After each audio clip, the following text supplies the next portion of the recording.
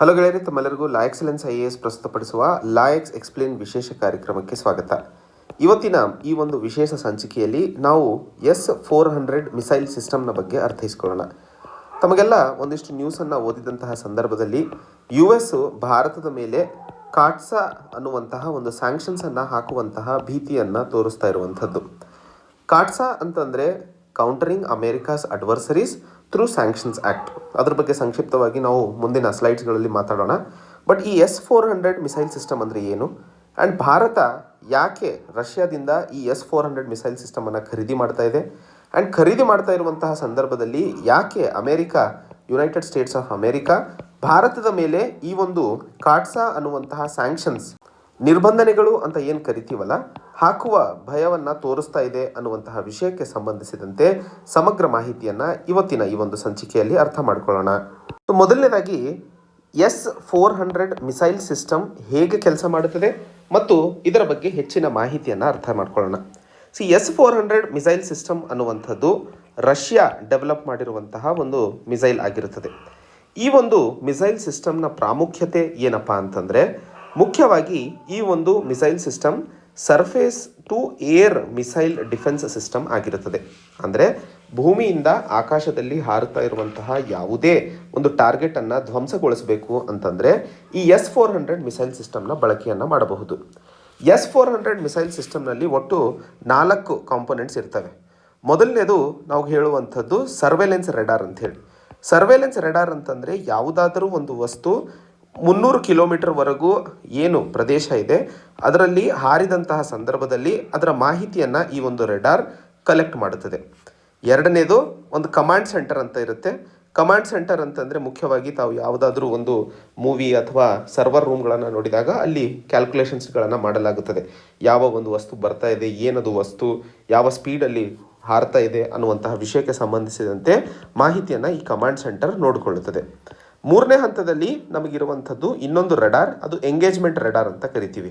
Engagement ರೆಡಾರ್ನ ಪ್ರಾಮುಖ್ಯತೆ ಏನು ಅನ್ನುವಂಥದ್ದು ಮುಂದಿನ ಹಂತದಲ್ಲಿ ಅರ್ಥ ಮಾಡ್ಕೊಳ್ಳೋಣ. ಕೊನೆಯದು ನಮಗಿರುವಂಥದ್ದು S-400 ಮಿಸೈಲ್ ಸಿಸ್ಟಮ್. ಈ ಚಿತ್ರದಲ್ಲಿ ತಾವು ನೋಡ್ತಾ ಇರೋ ಹಾಗೆ ಮಿಸೈಲ್ ಒಂದು ಗಾಡಿ ಅಥವಾ ಲಾರಿಯ ಮೇಲೆ ಹಾಕಲಾಗಿದೆಯೋ ಅವುಗಳನ್ನು S-400 ಮಿಸೈಲ್ಸ್ ಅಂತ ಕರಿತೀವಿ. ಮೊದಲನೇ ಹಂತದಲ್ಲಿ ನಾವು ರಚಿಸಿದಂತಹ ಈ ಒಂದು ಸರ್ವೇಲೆನ್ಸ್ ರೆಡಾರ್ನ ಏರಿಯಾದಲ್ಲಿ ಯಾವುದಾದ್ರೂ ಒಂದು ವಸ್ತು ಹಾರ್ಕೊಂಡು ಬಂದಂತಹ ಸಂದರ್ಭದಲ್ಲಿ ಈ ಒಂದು ರೆಡಾರ್ ಅದರ ಮಾಹಿತಿಯನ್ನು ಪಡೆದುಕೊಳ್ಳುತ್ತದೆ. ಮಾಹಿತಿಯನ್ನು ಪಡ್ಕೊಂಡಂತಹ ಸಂದರ್ಭದಲ್ಲಿ ಈ ರೆಡಾರ್ ಕಮಾಂಡ್ ಸೆಂಟರ್ಗೆ ಕೊಟ್ಟಂತಹ ಮಾಹಿತಿಯನ್ನು ಆಧರಿಸಿ ಬರ್ತಾ ಇರುವಂತಹ ವಸ್ತು ಫ್ರೆಂಡ್ಲಿ ಆಗಿದೆಯಾ ಅಥವಾ ಎನಿಮಿದಾ ಅಂತ ಹೇಳಿ ಡಿಸ್ಟಿಂಗ್ವಿಷ್ ಮಾಡುತ್ತೆ. ಡಿಸ್ಟಿಂಗ್ವಿಷ್ ಮಾಡಿದಂತಹ ಸಂದರ್ಭದಲ್ಲಿ ಈ ಕಮಾಂಡ್ ಸೆಂಟರು S-400 ಮಿಸೈಲ್ ಏನು ಲಾರಿ ಮೇಲೆ ಸೆಟಪ್ ಮಾಡಲಾಗಿದೆಯೋ ಅದಕ್ಕೆ ಮಾಹಿತಿಯನ್ನು ಕೊಡುತ್ತದೆ. ಮಾಹಿತಿಯನ್ನು ಕೊಟ್ಟಂತಹ ಸಂದರ್ಭದಲ್ಲಿ ಆ ಒಂದು ವಸ್ತು ಅಥವಾ ಮಿಸೈಲ್ ಮುಖ್ಯವಾಗಿ ಈ ಟಾರ್ಗೆಟನ್ನು ಧ್ವಂಸಗೊಳಿಸಲು ಹಾರಲು ಶುರು ಮಾಡುತ್ತೆ. ಆ ಒಂದು ಸಂದರ್ಭದಲ್ಲಿ ಈ ಮಿಸೈಲ್ ಏನು ಹಾರಾಟ ಮಾಡ್ತಾ ಇದೆಯಲ್ಲ, ಈ ಎಂಗೇಜ್ಮೆಂಟ್ ರೆಡಾರು ಇದಕ್ಕೆ ದಾರಿಯನ್ನು ತೋರಿಸ್ಕೊಡ್ತದೆ. ಅಂದರೆ ಎಂಗೇಜ್ಮೆಂಟ್ ರೆಡಾರು ಮತ್ತು ಸರ್ವೇಲೆನ್ಸ್ ರೆಡಾರು ಎರಡೂ ಜೊತೆಗೆ ಕೆಲಸ ಮಾಡ್ತವೆ. ಸರ್ವೇಲೆನ್ಸ್ ರೆಡಾರ್ ಈ ಹಾರ್ತಾ ಇರುವಂತಹ ವಸ್ತು ಯಾವ ಸ್ಪೀಡಲ್ಲಿ ಹೋಗ್ತಾ ಇದೆ, ಪ್ರಸ್ತುತ ಎಲ್ಲಿದೆ ಅನ್ನುವಂತಹ ಮಾಹಿತಿಯನ್ನು ಈ ಒಂದು ಎಂಗೇಜ್ಮೆಂಟ್ ರೆಡಾರಿಗೆ ಕೊಡುತ್ತೆ. ಎಂಗೇಜ್ಮೆಂಟ್ ರೆಡಾರ್ ಈ ಹೋಗ್ತಾ ಇರುವಂತಹ ಮಿಸೈಲ್ S-400 ಮಿಸೈಲಿಗೆ ಮಾಹಿತಿಯನ್ನು ಕೊಡುತ್ತೆ. ಈ ಒಂದು ಸಂದರ್ಭದಲ್ಲಿ ಯಾವುದೇ ಒಂದು ಬೇರೆ ರಾಷ್ಟ್ರದ ಎನಿಮಿ ಮಿಸೈಲನ್ನು ಧ್ವಂಸಗೊಳಿಸಲು S-400 ತಂತ್ರಜ್ಞಾನವನ್ನು ರಷ್ಯಾ ಡೆವಲಪ್ ಮಾಡಿರುವಂಥದ್ದು. ಇಲ್ಲಿ ಮುಖ್ಯವಾಗಿ ಭಾರತಕ್ಕೆ ಇದರ ಅವಶ್ಯಕತೆ ಏನಿದೆಪ್ಪ ಅನ್ನುವಂತಹ ಪ್ರಶ್ನೆಗೆ ಮುನ್ನ S-400 ಮಿಸೈಲನ್ನು ಭಾರತ ಖರೀದಿ ಮಾಡ್ತಾ ಇರುವಂತಹ ವಿಷಯಕ್ಕೆ ಸಂಬಂಧಿಸಿದಂತೆ US ತನ್ನ ವಿರೋಧವನ್ನು ಯಾಕೆ ವ್ಯಕ್ತಪಡಿಸ್ತಾ ಇದೆ ಅನ್ನುವಂಥದ್ದು ಸಹ ಒಂದು ದೊಡ್ಡ ಪ್ರಶ್ನೆಯಾಗಿ ನಾವು ಇಲ್ಲಿ ಅರ್ಥೈಸಿಕೊಳ್ಳಬೇಕಾಗಿರುವಂಥದ್ದು. ಮೊದಲನೇ ಹಂತದಲ್ಲಿ 2007ರಲ್ಲಿ ಯುನೈಟೆಡ್ ಸ್ಟೇಟ್ಸ್ ಆಫ್ ಅಮೇರಿಕಾ ಕಾಟ್ಸಾ ಅನ್ನುವಂತಹ ಒಂದು ಕಾನೂನನ್ನು ಜಾರಿಗೆ ತರುತ್ತದೆ. ಈ ಕಾಟ್ಸಾದ ಫುಲ್ ಫಾರ್ಮ್ ನಾನು ಹೇಳಿದೆ, countering America's ಅಡ್ವರ್ಸರೀಸ್ through sanctions act ಅಂತ ಕರಿತೀವಿ. ಈ ಒಂದು ಮಸೂದೆಯನ್ನು US ತಂದಿರುವಂಥದ್ದು ಮುಖ್ಯವಾಗಿ ಯಾವುದಾದರೂ ರಾಷ್ಟ್ರಗಳು ಪ್ರಪಂಚದಲ್ಲಿ ಇರಾನ್, ನಾರ್ತ್ ಕೊರಿಯಾ ಮತ್ತು ರಷ್ಯಾದ ಜೊತೆಯಲ್ಲಿ ಮಿಲಿಟರಿ ಸಂಬಂಧಗಳನ್ನು ಬೆಳೆಸಿದ್ದಲ್ಲಿ ಅವರ ವಿರುದ್ಧ ಈ ಒಂದು ಕ್ರಮವನ್ನು ಕೈಗೊಳ್ಳಲಾಗುತ್ತದೆ ಅನ್ನುವಂಥದ್ದು. ಈ ಒಂದು ರಾಷ್ಟ್ರಗಳ ಜೊತೆಯಲ್ಲಿ ಯಾವುದೇ ಮಿಲಿಟರಿ ಸಂಬಂಧಗಳನ್ನು ಬೆಳೆಸಿದ್ದಲ್ಲಿ ಅದು US ವಿರುದ್ಧ ನಡೆದಂತಹ ಕ್ರಮವನ್ನಾಗಿ ಪರಿಗಣನೆಗೆ ತಗೊಂಡು ಅವರ ವಿರುದ್ಧ ಈ ಒಂದು ಸ್ಯಾಂಕ್ಷನ್ಸ್ ಅಂದರೆ ನಿರ್ಬಂಧನೆಗಳನ್ನು ಹಾಕಲಾಗುತ್ತದೆ ಅನ್ನುವಂಥದ್ದು. ನಿರ್ಬಂಧನೆಗಳು ಅಂತಂದ್ರೇನು? ಮುಖ್ಯವಾಗಿ ಆ ಒಂದು ರಾಷ್ಟ್ರದ ಆರ್ಥಿಕ ವ್ಯವಸ್ಥೆ ಮೇಲೆ ಆಗುವಂತಹ ಪರಿಣಾಮವೇ ಮುಖ್ಯವಾಗಿ ಕಾಟ್ಸಾ ಎಫೆಕ್ಟ್ ಮಾಡುತ್ತದೆ ಅನ್ನುವಂಥದ್ದು.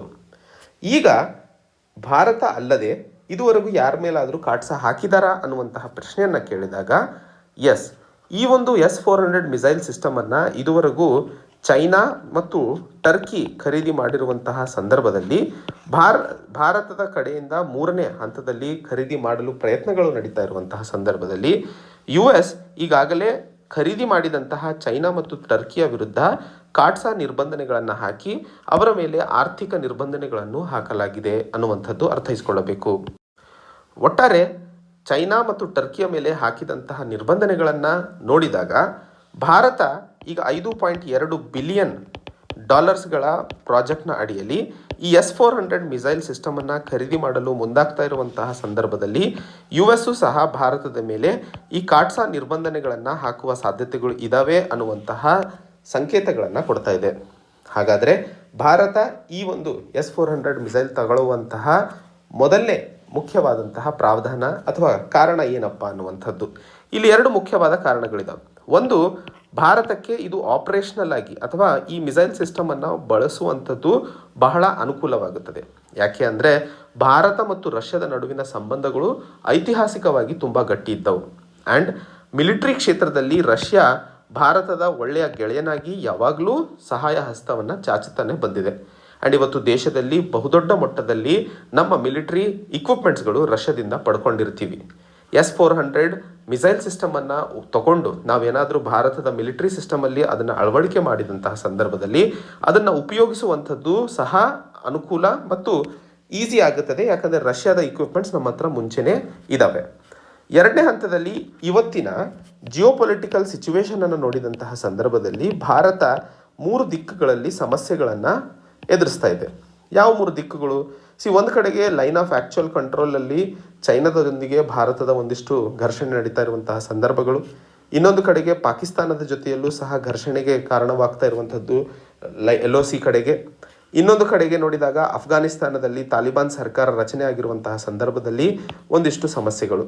ಸೊ ಭಾರತ ಸುತ್ತ ಇರುವಂತಹ ರಾಷ್ಟ್ರಗಳಿಂದ ಸಮಸ್ಯೆ ಎದುರಿಸುವ ಸಂದರ್ಭಗಳು ಜಾಸ್ತಿ ಆಗ್ತಾ ಇರುವಂತಹ ಸಂದರ್ಭದಲ್ಲಿ S-400ನ ಬಳಕೆ ಭಾರತಕ್ಕೆ ಬಹಳ ಅತ್ಯಮೂಲ್ಯವಾಗಿದೆ ಅನ್ನುವಂಥದ್ದು ಭಾರತದ ವಿಚಾರವಾಗಿರುತ್ತದೆ. ಹಾಗಾದರೆ US ಸ್ಯಾಂಕ್ಷನ್ಸ್ ಅನ್ನು ಹಾಕುತ್ತದೆಯಾ ಕಾಟ್ಸಾದಕ್ಕೆ ಸಂಬಂಧಿಸಿದಂತೆ? ಹೇಗೆ ಚೈನಾ ಮತ್ತು ಟರ್ಕಿಯ ಮೇಲೆ ಆಗಲೇ ಹಾಕಿದೆಯೋ ಅವರು ಖರೀದಿ ಮಾಡಿದ ಕಾರಣಕ್ಕೆ ಅನ್ನುವಂತಹ ಪ್ರಶ್ನೆಯನ್ನು ಕೇಳಿದಾಗ ಮೊದಲನೇ ಹಂತದಲ್ಲಿ ಭಾರತ ಮತ್ತು US ನಡುವಿನ ಸಂಬಂಧಗಳು ಬಹಳ ಸ್ಟ್ರಾಟಜಿಕ್ ಆಗಿ ಮುಂದೆ ಸಾಗ್ತಾ ಇದ್ದಾವೆ.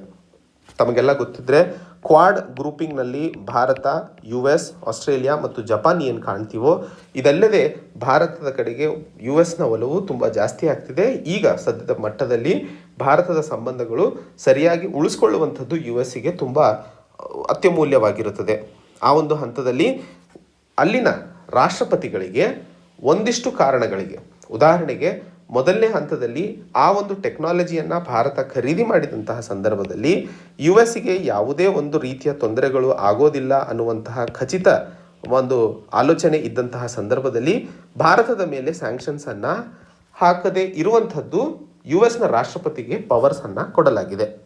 2ನೇ ಹಂತದಲ್ಲಿ ಮುಂದಿನ ದಿನಗಳಲ್ಲಿ ಭಾರತ ರಷ್ಯಾದ ಜೊತೆಯಲ್ಲಿ ಯಾವುದೇ ಮಿಲಿಟರಿ ಸಂಬಂಧಗಳನ್ನು ಇನ್ನೂ ಹೆಚ್ಚು ಮುಂದೆ ಸಾಗಿಸೋದಿಲ್ಲ ಅನ್ನುವಂತಹ ಭರವಸೆಯನ್ನು ಕೊಟ್ಟಿದ್ದಂತಹ ಸಂದರ್ಭದಲ್ಲಿ ಈ ಕಾಟ್ಸಾ ಒಂದು ನಿರ್ಬಂಧನೆಗಳನ್ನು ಹಾಕದೇ ಇರುವಂತಹ ಕಾನೂನಿನಲ್ಲಿ ಪ್ರಾವಧಾನ US ರಾಷ್ಟ್ರಪತಿಗೆ ಕೊಡಲಾಗಿದೆ. ಸೊ ಈ 2 ಪಾಯಿಂಟ್ಸ್ಗಳನ್ನು ಅಥವಾ ಈ 2 ವಿಷಯಗಳನ್ನು ಭಾರತ ಏನಾದರೂ US ಮನವಿ ಮಾಡಿಕೊಟ್ಟಂತಹ ಸಂದರ್ಭದಲ್ಲಿ ಕಾಟ್ಸಾ ನಿರ್ಬಂಧನೆಗಳನ್ನು ಭಾರತದ ಮೇಲೆ ಹಾಕದೇ ಇರುವಂಥದ್ದು ಪ್ರಾವಧಾನಗಳು ಇದ್ದಾವೆ ಅನ್ನುವಂಥದ್ದು ಗೊತ್ತಾಗಬೇಕು.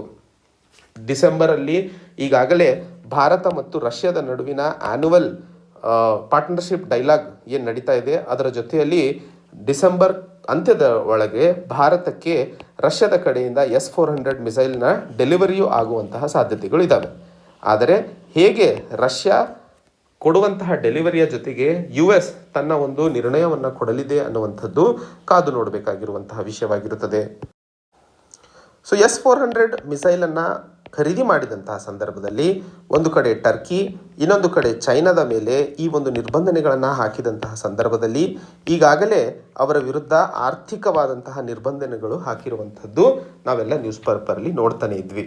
ಮುಂದಿನ ದಿನಗಳಲ್ಲಿ ಡಿಸೆಂಬರ್ ಅಂತ್ಯದ ಒಳಗೆ ಭಾರತ ಖರೀದಿ ಮಾಡ್ತಾ ಇರುವಂತಹ ಈ ಒಂದು S-400 ಮಿಸೈಲ್ ಡಿಫೆನ್ಸ್ ಸಿಸ್ಟಮ್ನ ಬಗ್ಗೆ ಹೇಗೆ US ತನ್ನ ಒಂದು ನಿರ್ಣಯವನ್ನು ಹೊರಹಾಕಲಿದೆ ಅನ್ನುವಂಥದ್ದನ್ನು ಮುಂದಿನ ದಿನದಲ್ಲಿ ಕಾದು ನೋಡಬೇಕಾಗಿರುವಂಥದ್ದು.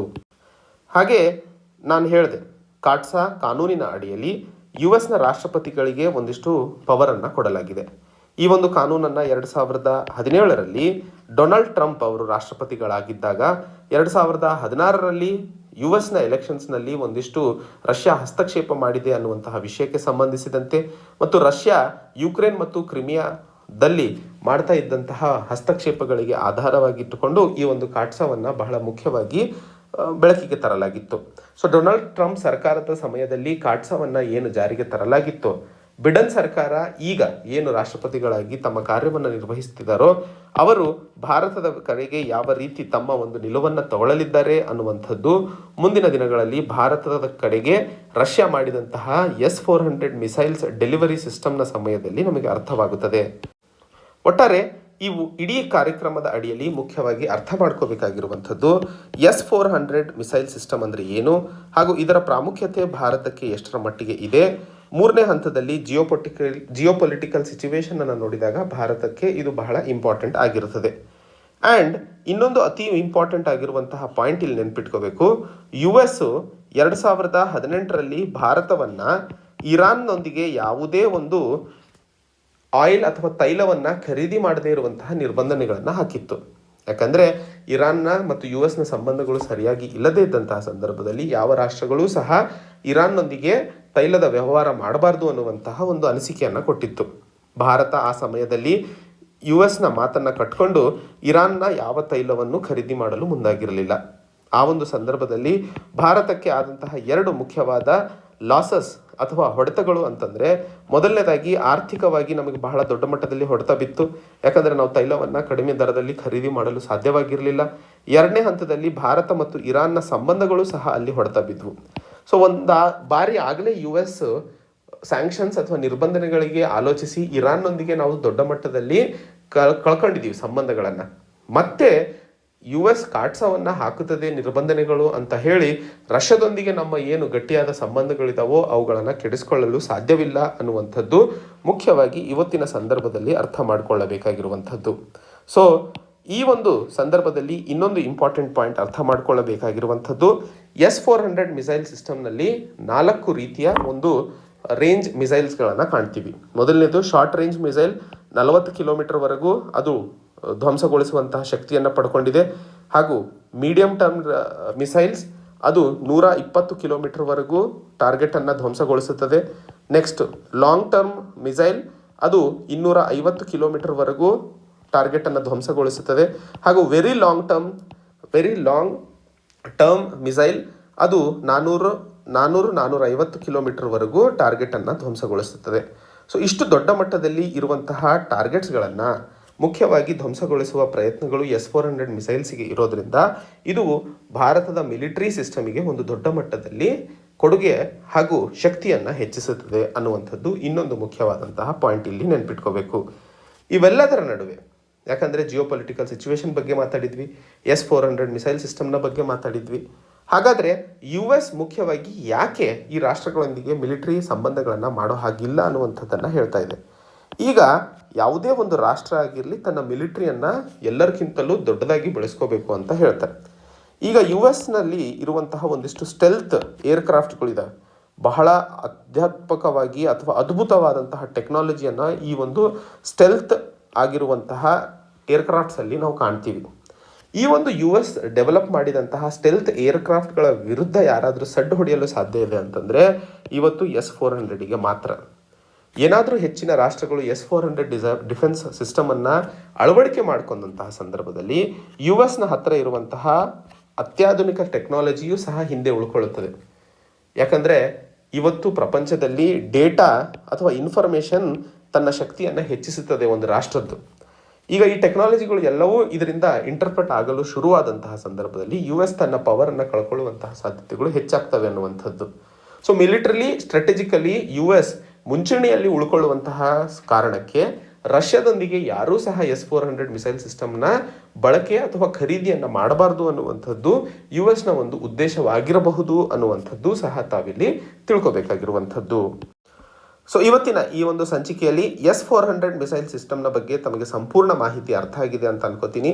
ಇನ್ನೇನಾದರೂ ಇದರ ಬಗ್ಗೆ ತಮಗೆ ಪ್ರಶ್ನೆಗಳಿದ್ದಂತಹ ಸಂದರ್ಭದಲ್ಲಿ ದಯವಿಟ್ಟು ಕಮೆಂಟ್ ಮಾಡಿ, ಹಾಗೂ ತಮಗೆ ಇಷ್ಟವಾದಲ್ಲಿ ಲೈಕ್ ಮತ್ತು ಸಬ್ಸ್ಕ್ರೈಬ್ ಮಾಡುತ್ತಾ ತಮ್ಮ ಗೆಳೆಯರಿಗೆ ಈ ಮಾಹಿತಿಯನ್ನು ಶೇರ್ ಮಾಡಿ ಅಂತ ಹೇಳ್ತಾ ಈ ಒಂದು ಸಂಚಿಕೆಯನ್ನು ಇಲ್ಲಿಗೆ ಮುಗಿಸ್ತೇನೆ. ಮತ್ತೆ ಹೊಸ ಸಂಚಿಕೆಯೊಂದಿಗೆ ಭೇಟಿಯಾಗೋಣ. ಅಲ್ಲಿಯವರೆಗೆ ಜೈ ಹಿಂದ್, ಜೈ ಕರ್ನಾಟಕ.